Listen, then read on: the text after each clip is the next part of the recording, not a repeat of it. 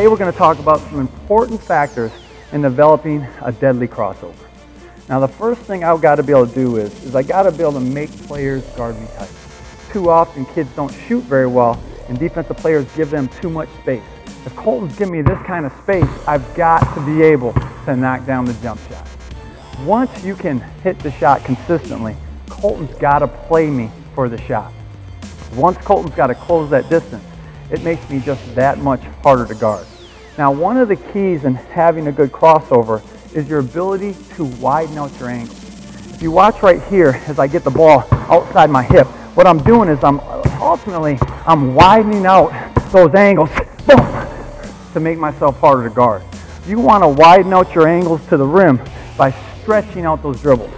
So again, I've got to be able to get in tight, be a great shooter. I've got to be able to stretch those dribbles out to widen out my angles to the rim.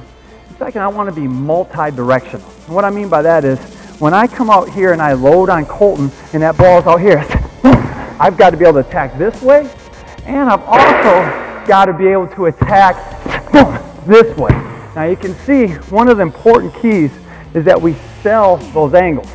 If I'm stretching Colton out and I feel like he's playing me to the baseline side, watch my eyes as they go towards the baseline, moving him just a little bit more. If I feel like he's playing me to the middle side, watch my eyes as I bring him more that way. So getting in tight, widening out my angles, selling directions, and finally loading my feet effectively. It's huge that I understand proper loading principles. In order to accelerate, I have to be able to load. So if I've got Colton here, and let's say I move him this way with a load, you can see how that foot comes right back. As I load him here, boom, I cross over, and I throw that explosive punch to the basket. Make sure you practice those concepts when you're working on having a deadly crossover.